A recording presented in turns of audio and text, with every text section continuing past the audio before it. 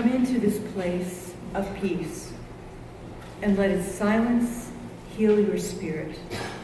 Come into this place of memory and let its history warm your soul. Come into this place of prophecy and power and let its vision change your heart. This morning we join Unitarian Universalists across the nation in kindling the flames of freedom in memory of our Selma martyrs and all who stand for justice.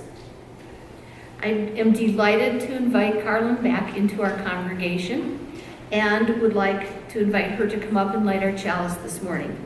Please join me in reading the chalice lighting words. They are printed in your order of service.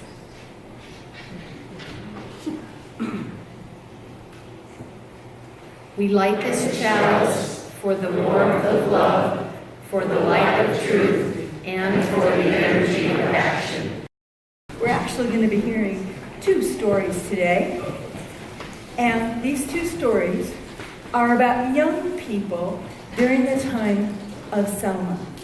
The first story is one I'm going to tell about.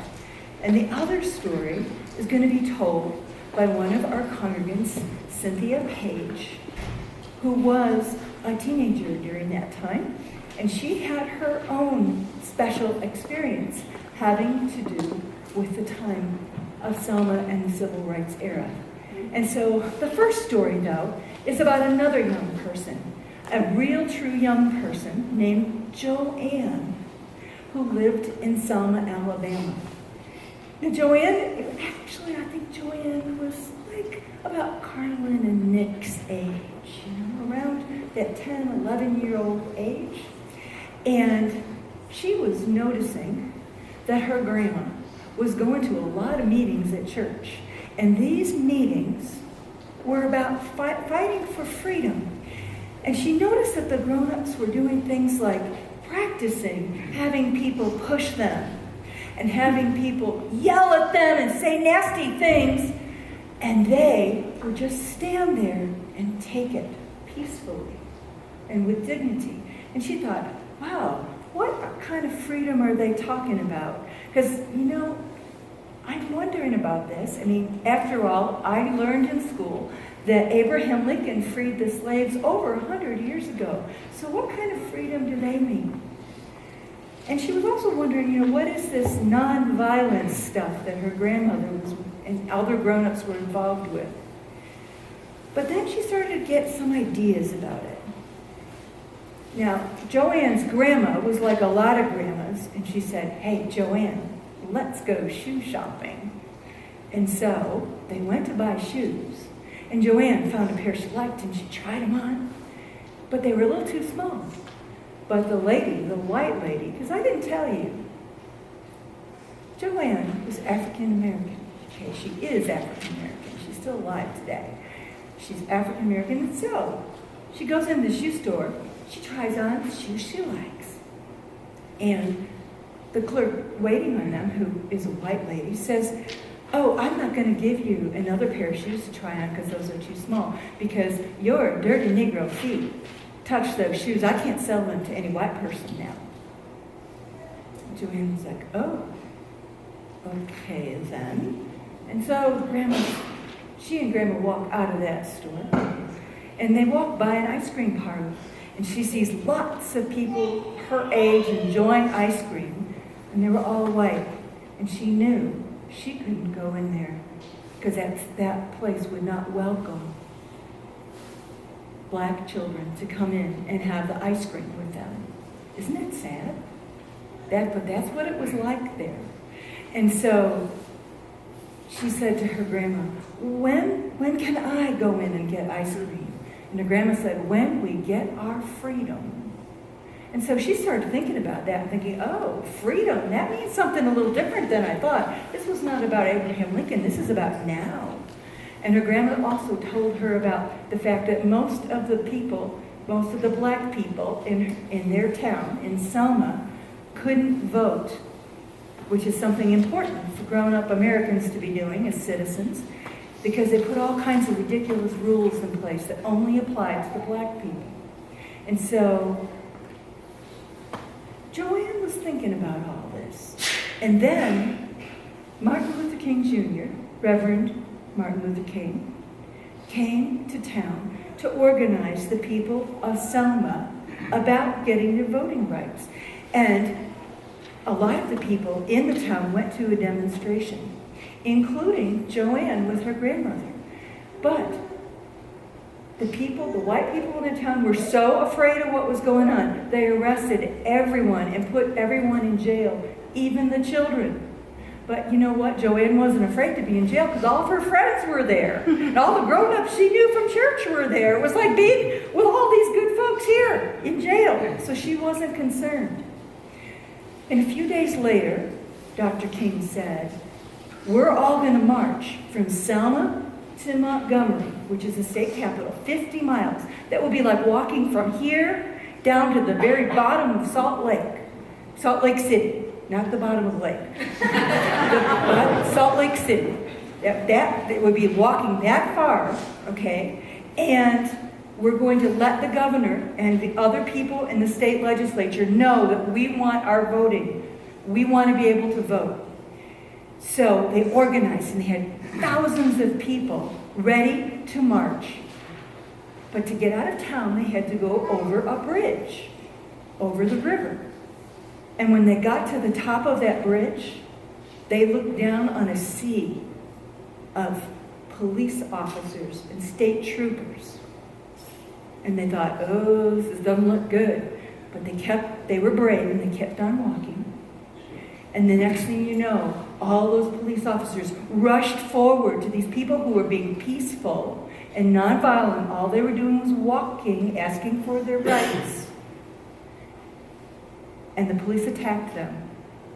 They hurt a lot of people. They even hurt Joanne and her sister.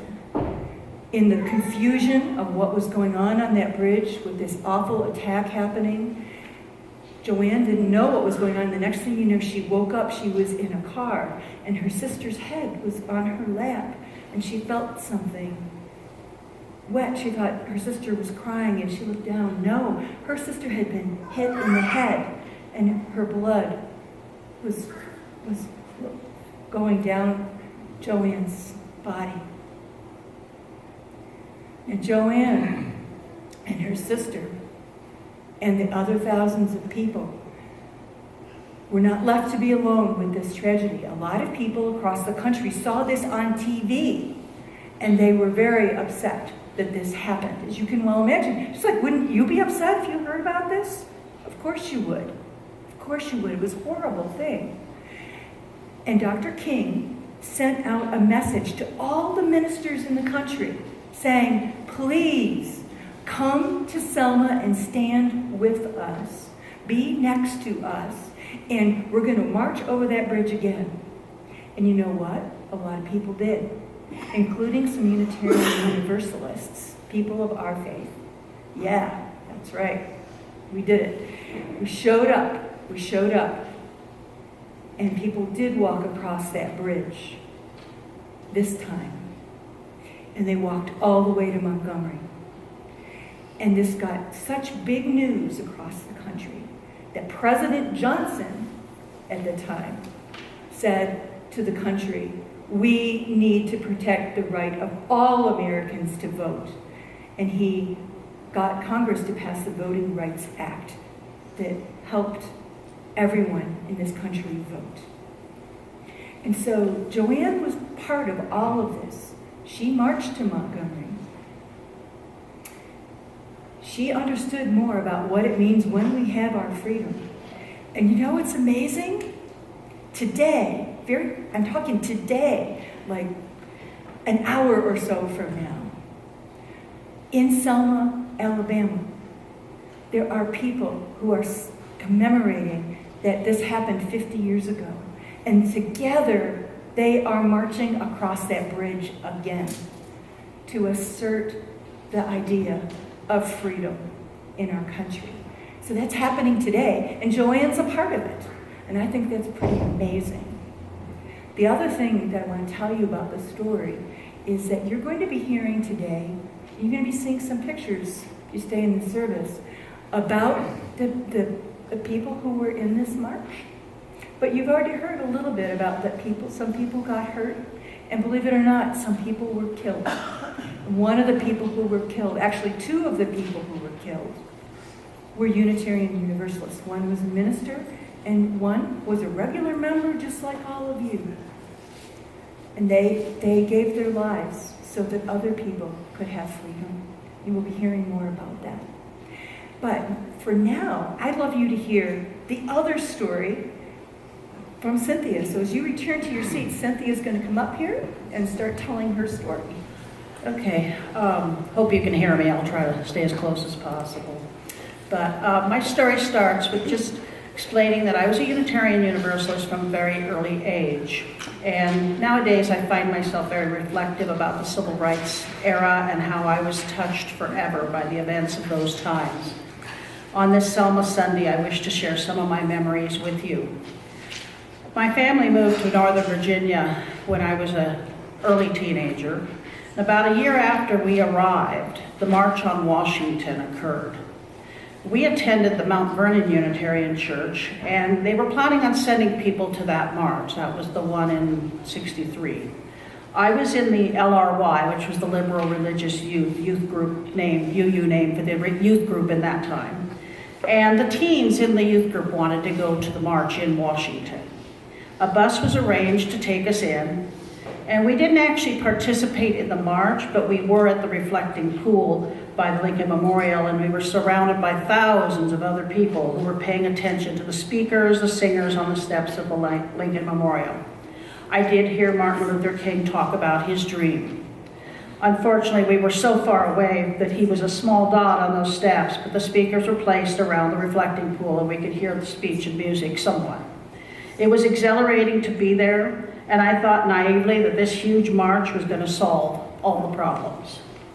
Through the Unitarian Church, marchers who came from other cities could find homes to stay in while they were in the DC area. My parents opened our home to many of these visitors. I would come home from school and be told by my mom that I had a roommate for the night. During the March on Washington, I had a large, jolly black woman named Rosa from Boston, and she was my roommate for that night. She was so funny and had a cackle that rocked the house. And bright red lipstick, I loved it. For the next couple of years, I continued attending my LRY group, attending the UU church, singing in the choir, teaching Sunday school, and enjoying my multicolored life, friends with whites and blacks at school and other social circles. The Mount Vernon Unitarian Church called a new minister in 1964. He was from Georgia and had been a lawyer. His name was John Wells, and he was a gentle, kind man with a wonderful family, and he had a wonderful, soft-spoken Southern accent. He was an advocate for equal rights and led the church in that campaign. When the call came from Dr. for white people and religious leaders to go to Selma, the Mount Vernon Unitarian Church and Reverend Wells responded. The church chose to send Reverend Wells at his request, and other adults and the youth group wanted to go. This was debated at an emergency board meeting and said it was decided that the teenagers shouldn't go. We were very, very close to hiring a bus to take us down, and Reverend Wells was already there, and he called back and said that we really shouldn't go. I think the youth group was more disappointed than the adults, since this was our chance to make a statement, to stand up for something. I came that close to being there. Reverend Wells returned to the pulpit saddened by the death of his friend, Reverend Jim Reed. Reverend Wells' youngest daughter, Barbara, is now a Unitarian minister, and I contacted her about her father.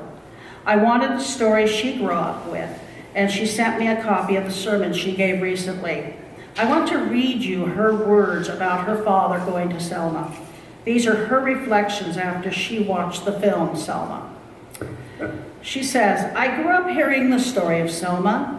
I knew that my dad had already met Dr. King during the March on Washington a couple of years earlier and had committed himself to civil rights.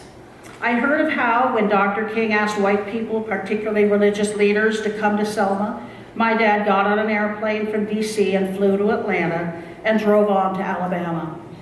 How he left behind my mother, terrified with 4 young daughters, to care for. my mother, who had wanted to go with him but knew she couldn't leave us behind. I heard the story of how he, as a Southerner, born and bred in the same city as Dr. King, was both safer in Selma than his Yankee friends. He could, after all, pass if he needed to, and less safe because as a white Southerner supporting civil rights, he would be and was hated at a level that others were not. As I watched the film and saw the dramatization of Unitarian minister Jim Reeb's murder, I imagined my father in the cafe lit up behind Jim as he walked away toward his death, and knew how very close my dad had come to the violence that engulfed his colleague. After all, my dad had been at a table in the cafe with Jim Reeb and had left the cafe just moments after Jim did, but because Daddy turned in a different direction, he arrived safely at his destination while Jim was beaten with a club and killed. I've heard the story of Selma my whole life. Watching the film of that name helped me feel at a visceral level the hatred, the violence, the courage, and the hope that brought my dad into that world. It made me proud of him and of the dozens of UU ministers that responded to Dr. King's call. So, even though I didn't go to Selma, I know my spirit was there with Reverend Wells and the others. I watched the TV news and heard the stories from Reverend Wells when he returned to our pulpit. We continued as a church to stand up for the civil rights of all people. I know that being a part of that has affected the person I have been throughout my life. Since that time, I grew to realize that the black-white issue of the civil rights movement has extended to many other struggles for people trying to gain their rights as humans to live and raise their families. From immigration issues to LGBT issues to religious freedom issues and any other struggles that affect people.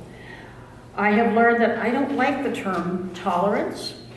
Tolerance to me means to put up with. I would rather see the results of these issues be acceptance. Acceptance to me means to embrace and bring into my personal sphere of understanding and love. So in the spirit of Selma, I will continue to stand up for human rights and will continue to stand on the side of love.